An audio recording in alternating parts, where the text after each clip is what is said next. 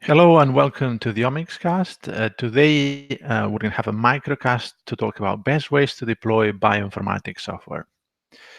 I ran a poll, it's still running on this website, bit.ly/bio-WLP, about what do people think are the best ways to deploy bioinformatics software.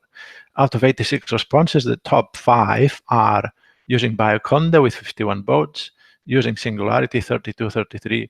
People can vote more than once when they vote, so they can say I like Bioconda and Singularity.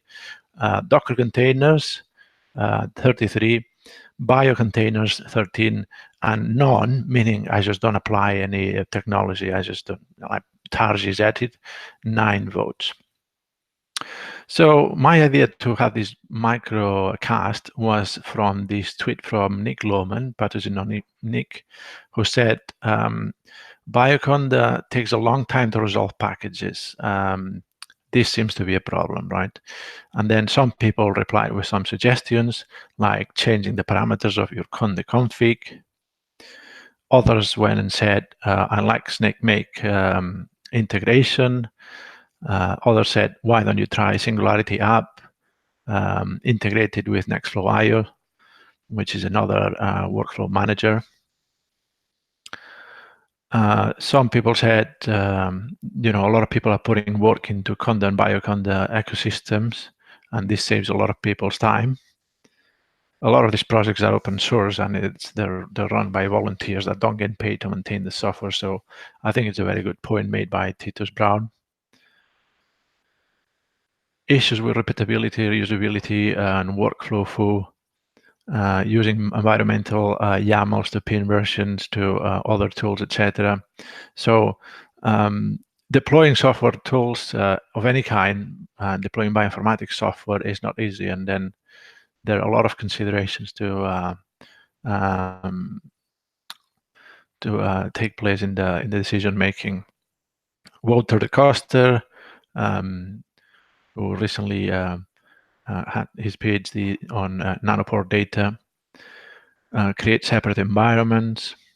Sean Hackman said there's a tool called Orca that you should have a look at, and you can see here the different ways in which you can install it. So Homebrew on Linux, Brew on Mac as well. And then Nick Lohman says, before Conda used to use Brew. Sean Hackman said, I don't use binary packages anymore. Some people saying, I think Conda is a mess. Quirks about different Linux installations.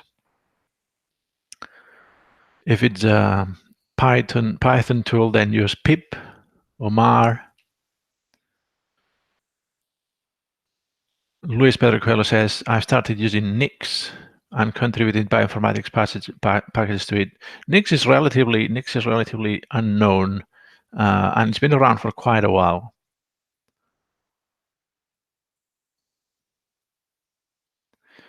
Importance of reproducible methods for workflow managers, Conda, etc.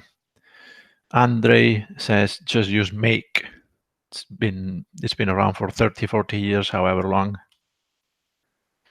Richard Goter says, careful about Docker, Docker history, 2.2 gigs using Conda, total size 2.6 gigs.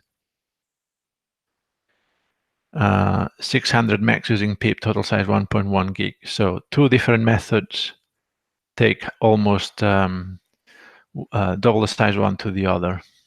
Jim says use Docker as well. Johnson Q Chung Jaina says why not use Anaconda as packet manager directly. And then to the point that Titus Brown made, Li Hang said if it takes a long time to resolve a dependency, several seconds, that's the most obvious thing to the user, right? And then trying to understand why Conda is slow compared to other tools like dpackage or RPM. Titus Brown suggesting, have you seen the Conda solver slowdown FAQ and recommendations document? Discussing about this being problems with SAT or MPC. Devon Ryan from Freiburg. Other package managers have the luxury of dropping all versions, whereas certain package managers need to keep all the history of all the versions available to the users. John Marshall, I think he's still at the Sanger Institute, one of the architects of SAMtools HDS lib. Are you saying apt and DNF don't support using all versions of packages? And Devon says apt doesn't do it to the same degree as Conda. And Li Hang says, how come it takes so long with Conda to do something that it takes milliseconds to do with other tools, libsolve, etc. libzypp.